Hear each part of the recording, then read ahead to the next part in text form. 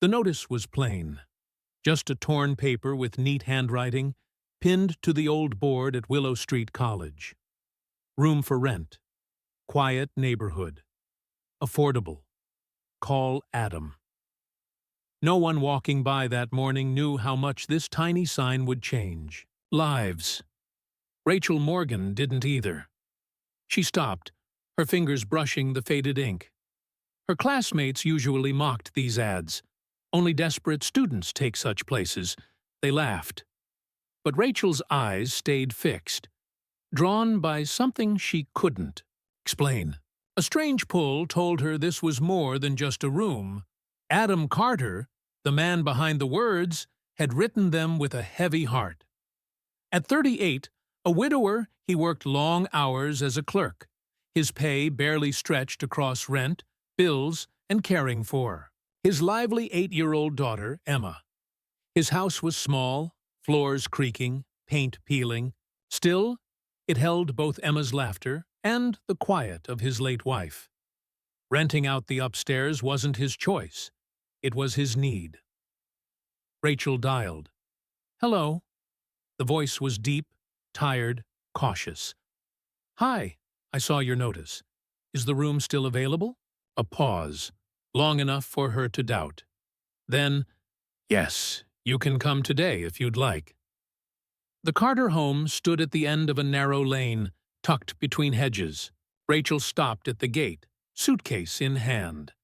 For someone raised with drivers, guards, and mansions, this place felt foreign. But no one here knew she was Richard Morgan's daughter, heiress to one of the city's richest men. And that was what she wanted. Adam opened the door himself. His hair was messy, sleeves rolled up, kindness mixed with caution in his eyes. He looked her over, not judging, just careful, like a father. You're Rachel? She nodded. Before he could continue, a small figure peeked from behind his legs. Curious eyes, pigtails, clutching a stuffed rabbit. Is she the one, Daddy? She whispered, earning a quiet laugh from Rachel. Adam cleared his throat. This is my daughter. She'll be around a lot. If that's a problem... It's not. Rachel cut in gently, bending to Emma's level. Hi, I'm Rachel. The little girl studied her, then grinned. You can stay. You look nice. Innocent words, but enough to make Adam smile for the first time in days. Upstairs, the room was bare. Plain walls, small window, a bed with worn sheets. To most, it might feel too dull. To Rachel, it felt right. She set her bag down, heart racing with nerves and relief. Rent's due at the end of each month? Adam said from the doorway. If you need anything, just knock. Rachel met his eyes, steady. Thank you. I think this will work. She didn't tell him she could afford the city's finest apartment in a second, or that her father would rage if he knew she was here. Because this time, Rachel Morgan wasn't chasing luxury. She was searching for something else, something she couldn't yet name. That night, silence wrapped the little room. No marble floors, no echoing halls, no staff moving about. Just the creak of the bed and Emma's laughter drifting up from downstairs. It wasn't fancy, but it felt real. Morning brought the smell of pancakes. Drawn to it, Rachel found Emma swinging her legs at the small table while Adam flipped pancakes in an old pan. Good morning, Rachel, Emma beamed, waving her fork. Adam glanced up. You don't have to come down. Your room has a kitchen. Rachel smiled. Yes, but I thought I could help. Help? Adam raised a brow. You're a tenant, not a cook. Before Rachel could reply, Emma jumped up. Can she help me with homework? Daddy, please. Rachel knelt. What homework? Math. Emma groaned, face scrunched. It's evil. Rachel laughed softly. I used to think the same. And just like that, The first thread of connection was tied. Days turned into a rhythm.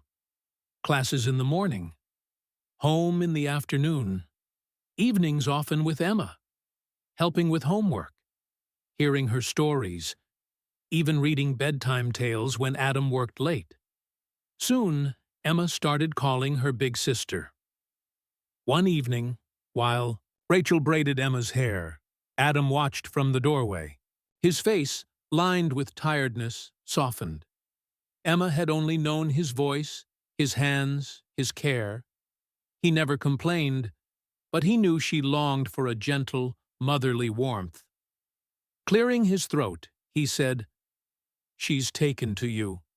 Rachel smiled. "She's easy to love." Adam studied her. Her manners, her speech, the way she carried herself. None of it matched a struggling student, but he let it go. Everyone carried secrets. Still, pieces of Rachel's hidden life slipped through. An expensive phone buzzing with messages from Morgan Family Gala. She quickly silenced it. When Emma asked if she'd been to a fancy restaurant, Rachel smiled but stayed quiet. Instead, she asked Emma her favorite food. "Chocolate chip cookies," Emma whispered. Rachel promised to bake them. When Adam's old car broke down, Rachel offered to cover repairs, disguising it as knowing a cheap mechanic. Adam refused politely, pride stronger than fatigue. Yet Rachel kept helping quietly. Groceries, always. 2-for-1 deals. New pencils in Emma's bag, called extras from college. Emma believed.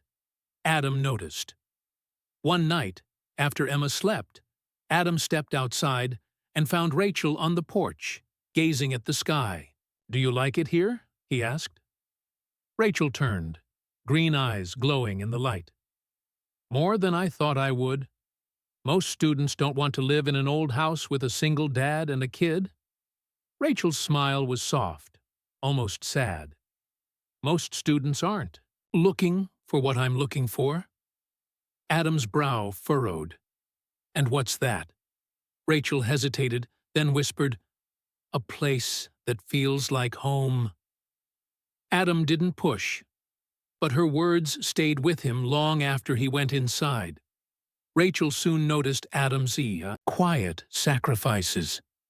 Pouring the last drop of milk into Emma's bowl, filling his with water, stitching worn shoes instead of buying new ones, walking Emma to school in the rain, coat over her head, his shirt soaked through.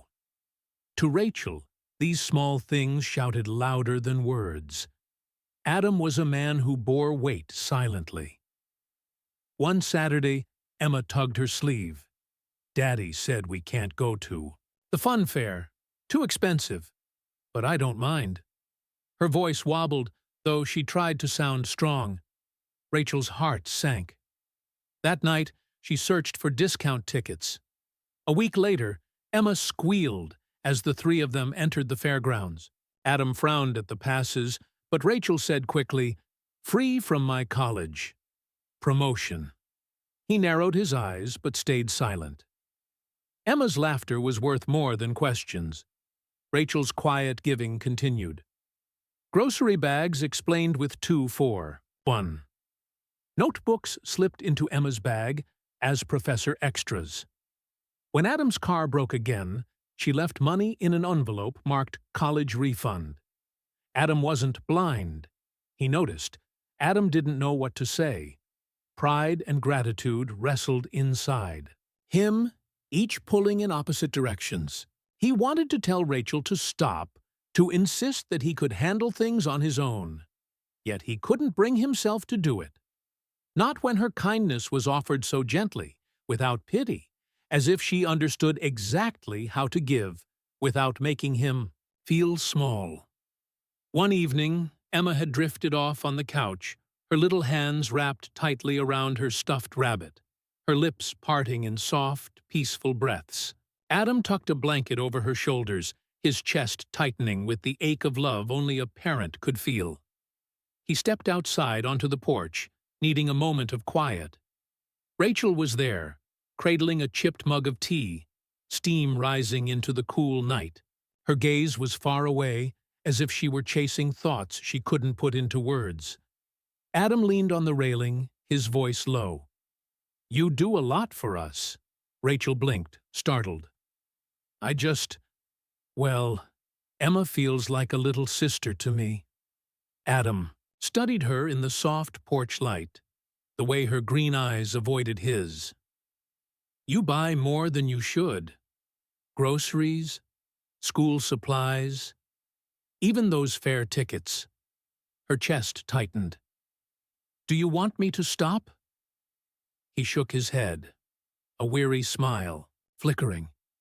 "No, I just wonder why." Rachel's throat burned. She couldn't tell him the truth, that she was the daughter of one of the city's richest men, choosing to live here for reasons he would never guess. So instead, she whispered, "Because sometimes giving feels better than receiving." Adam didn't reply, but her words stayed with him long after.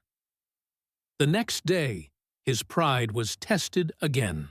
Emma's shoes had worn thin, the soles split open, little toes nearly poking through. Adam sighed, already thinking about how to patch them with old scraps. But that afternoon, Rachel returned from college, holding out a box with bright new shoes. She smiled easily, claiming they were from a friend who had bought the wrong size. Emma squealed, hugging Rachel so tightly the rabbit fell to the floor. "You're the best!" Her joy lit the room like sunlight. Adam opened his mouth to protest, but the words died. He couldn't take that happiness away. That night, Adam sat at his desk, bills spread out before him. The numbers were relentless, pressing in from every corner. Life had been hard since his wife passed away, harder than he ever admitted out loud. Yet here was Rachel, softening the edges of his struggle piece by piece, asking for nothing in return. Later that week, Emma tugged Rachel by the hand toward Adam, her voice bright with innocence. "Daddy, can Rachel stay forever?" Adam chuckled, ruffling his daughter's hair. "That's not how life works, sweetheart." But Rachel froze, her throat tightening around a lump she hadn't expected. Because the truth was, she wanted to stay too. And though Adam still saw her as just a kind tenant, Rachel knew the truth was far more complicated. One day, her hidden world would come crashing into his. It started on a quiet Sunday afternoon. Emma sat on the floor, her crayons scattered as she filled scraps of paper with rainbows. Rachel leaned over the sink with Adam, handing him tools as he worked on a stubborn leak. The air was warm, ordinary, just another day in their strange little household. Then a sound shattered the calm. The low purr of an engine. A sleek black luxury car rolled to a stop outside the Carter home, its glossy finish catching the afternoon sun, its tinted windows hiding everything inside. The car did not belong on their street. It didn't belong in this neighborhood at all. Adam frowned, wiping his hands on a towel. Now who could that be? Rachel's stomach dropped. She recognized it instantly. The shine of the paint. The way it seemed to announce power without a word. Her pulse quickened as the door opened. A tall man stepped out. His tailored suit fit perfectly, his silver hair gleaming like steel, his shoes untouched by dust. He didn't just arrive, he took command of the space, and even the neighbors felt it. Curtains twitched, whispers rose, faces pressed against glass. Rachel froze. She knew that car. She knew that man. Her father. Richard Morgan. Rachel. His voice cut through the street, sharp and cold, a blade slicing through the air. "I've been looking everywhere for you." Emma blinked, confused, clutching her rabbit tighter. Adam's chest tightened. Instinctively, he stepped in front of her, his shoulders squared, his posture protective. "Who are you?" Richard's sharp gaze slid over Adam, dismissive, before landing on Emma. For a moment, it softened slightly, almost curious. Then his eyes returned to Rachel, hard as stone. "I'm her father, and she has no business living in a place like this." Gasps rippled among the neighbors outside. Adam turned to Rachel, confusion in his eyes, searching her face for answers. Rachel's throat closed. Her secret, her carefully built life here, unraveled in a single breath. "Father," she whispered. Guilt shimmered in her green eyes as she nodded. "This is my dad." Adam staggered back, the ground tilting beneath him. The tenant he had welcomed into his home, the young woman who had changed his daughter's laughter and his own quiet nights. She wasn't just a student. She was the daughter of one of the wealthiest men in the city. Richard stepped closer, his voice heavy with authority. The final blow. "Pack your things, Rachel. You're coming home." "You're coming home." Enough of this charade. Richard's voice was sharp, final. The command of a man used to being obeyed. Rachel shook her head, her breath trembling but her spine unbending. "Not yet. Not yet." His tone hardened, incredulous, as he gestured toward the small, weathered house. "You've been living here? In this place? With strangers? When you have everything waiting for you at home? A mansion, comfort, safety." His words dripped with disdain, every syllable laced with disbelief. Rachel's lips trembled, but her voice came steady, pulled from somewhere deeper than fear. "That's just walls and money. Here, I found something more." Beside her, Emma tugged at her hand, her small voice breaking through the tension like a fragile thread. "Don't go." Richard's eyes flicked down to the child, then back, up, his expression tightening with disapproval. "This man," he said, his gaze cutting toward Adam, "he can't provide what you need. He can't protect you, Rachel. He can't give you the life you deserve." Adam's pride rose hot in his chest, his jaw clenched, his voice firm. "I never claimed I could, but she's been safe here, and respected." Rachel stepped quickly between them, her arms slightly out, her voice pleading but fierce. "Dad, please. You don't understand. This family, Adam and Emma, they gave me something our mansion never could. Warmth, belonging." For a moment, silence pressed heavy over the porch. The neighbors still lingered at their windows, their whispers hissing through the air like dry leaves. Richard's jaw tightened, his polished composure beginning to crack. "Rachel, you're my daughter. Your place is with me, not here." Rachel's eyes lifted to his, steady and unflinching, her voice a quiet storm. "Maybe I am your daughter, but here, for the first time in my life, I felt like something else, like a sister, like part of a family that doesn't see me as a name or a fortune." "Just me," her father faltered. The steel in his face slipped, just for a heartbeat, as her words cut through the armor he wore so tightly. He had never heard his daughter speak like this, not with rebellion, but with conviction. Inside, Emma's grip on Rachel's arm grew tighter. "You're not leaving, right?" she whispered, her big eyes filling with fear. Rachel knelt, brushing the little girl's hair from her face, her own eyes damp. "I don't want to, Emma. Not unless I have to." Adam stood nearby, silent, his emotions knotted. He wanted her to stay.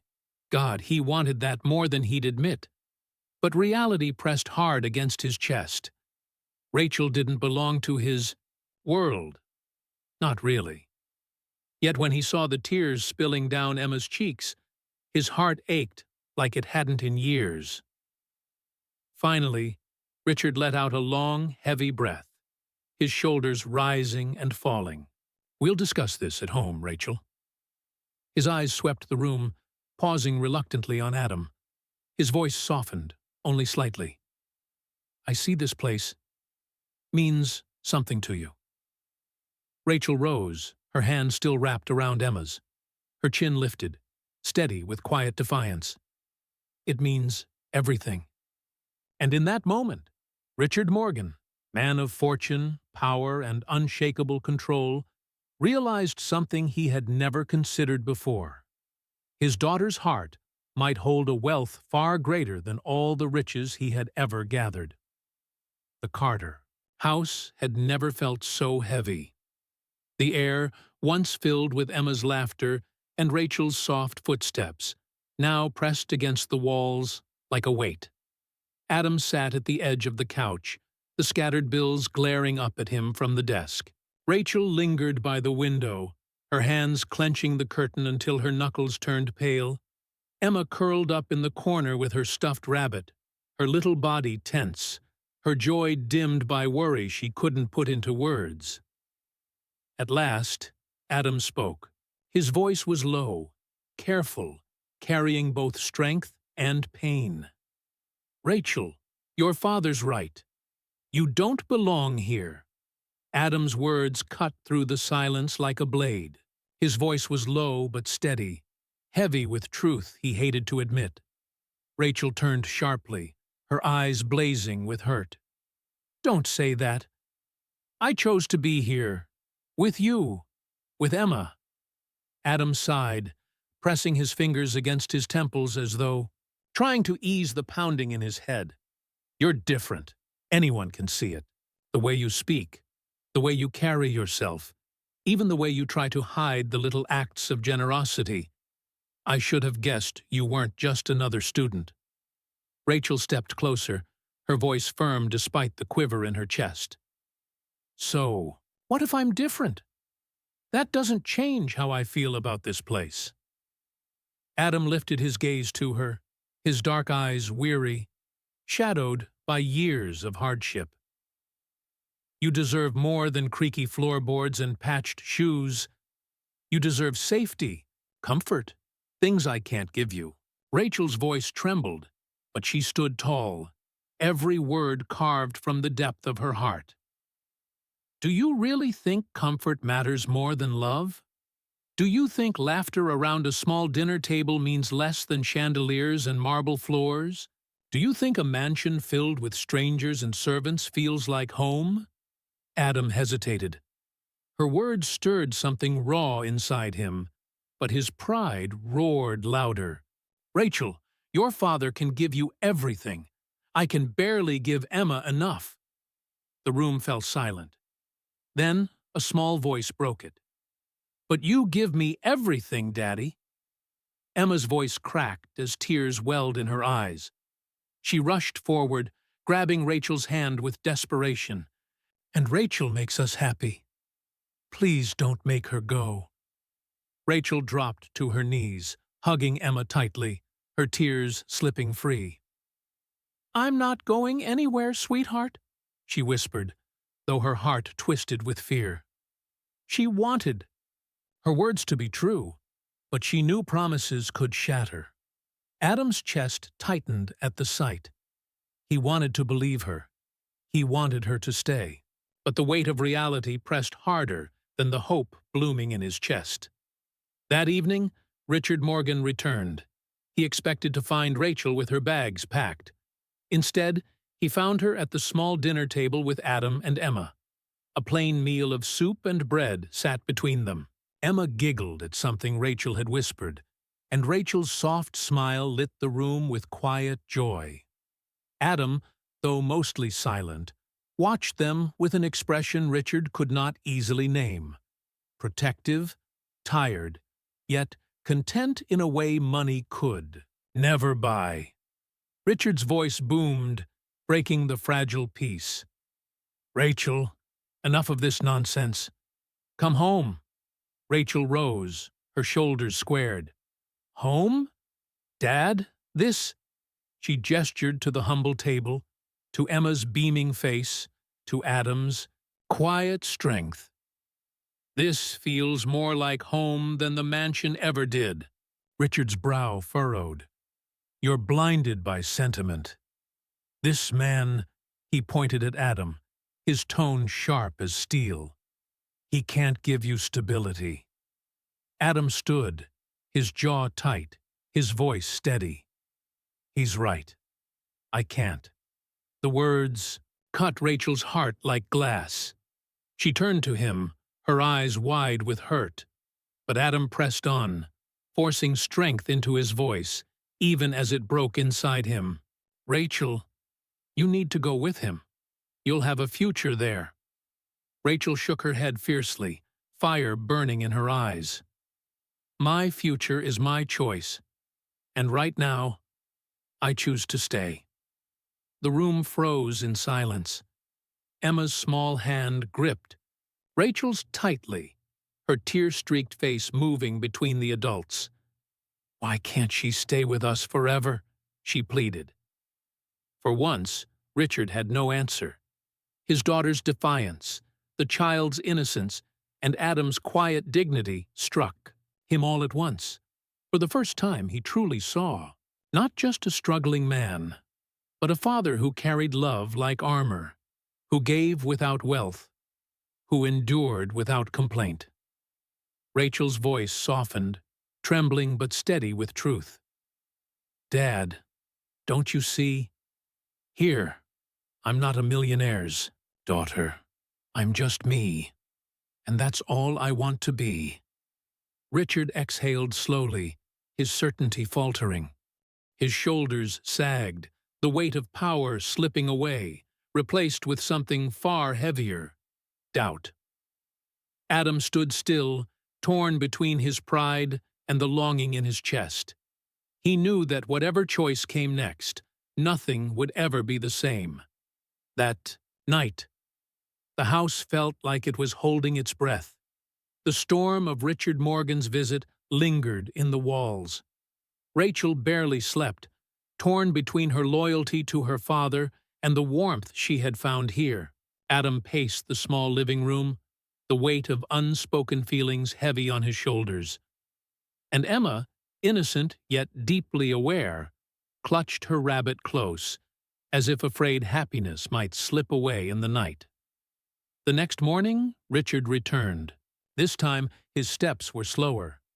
The sharp authority of the tycoon was gone. His suit jacket hung loose over his arm, his silver hair no longer sharp, but tired. His face carried deep lines, not of power, but of weariness. For the first time, he looked less like a businessman and more like a father. "Rachel," her father began, his voice quieter than she had ever heard it. The sharpness of command was gone, replaced by something gentler, almost uncertain. "I don't understand why you've chosen this life, but I see you've found something here. Something money never gave you." Rachel's eyes widened, her heart skipping. "You mean you'll let me stay?" Richard hesitated, his jaw tightening before he nodded slowly. "If this is truly what you want, then yes. I won't drag you away, but at least allow me to make sure you're cared for." His gaze shifted toward Adam. His tone was calm, but there was a weight behind his words. "And you, Mr. Carter, you've done something I could not. You gave my daughter a sense of belonging." Adam straightened, stiff, unsure how to respond. "I didn't do anything extraordinary." Richard shook his head, his silver hair catching the faint light. "Extraordinary doesn't always mean expensive. Sometimes it's just human." For a long moment, the room was silent, fragile as glass. But it wasn't the silence of tension anymore. It was a quiet that carried peace. Richard didn't demand. He didn't argue. He simply asked, his voice softer than ever, "What do you need?" Adam opened his mouth to object, but Rachel spoke first, her voice gentle but firm. "We don't need anything. We already have what matters." But Richard's eyes, sharpened by years of business, missed nothing. He saw the thin, worn shoes lined up by the door, the faded curtains stitched at the edges, the stack of unpaid bills that Adam hadn't been able to hide. His fortune had bought him control and influence, but standing here, he realized these people held something he never could buy. Love. He cleared his throat, voice rougher now. "At least allow me to support Emma's schooling. Think of it as my way of thanking you for taking care of Rachel." Adam hesitated, his pride bristling like it always did.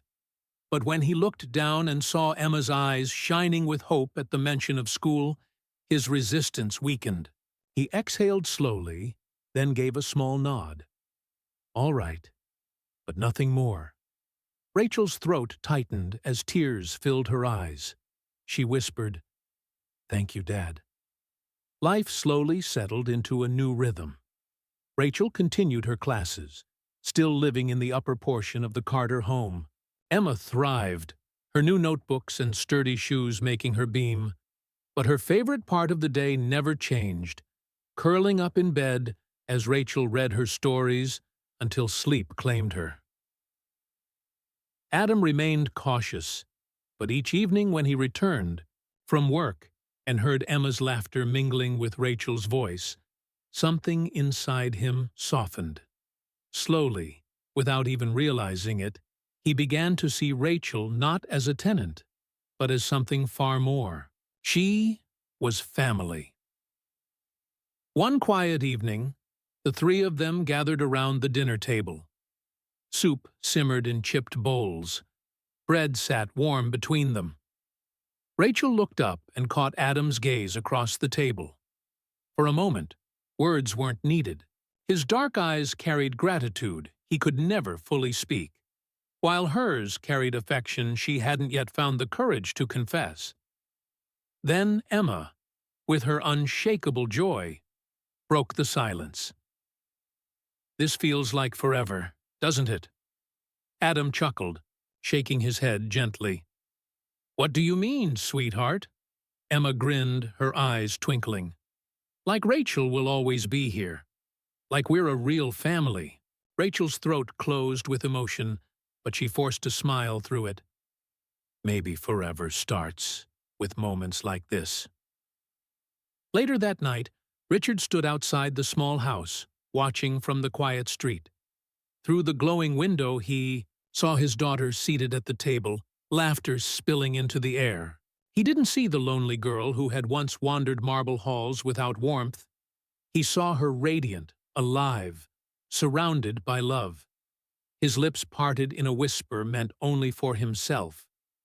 Perhaps she was right all along. Inside, Adam, Rachel, and Emma clinked their glasses of water together in a simple toast.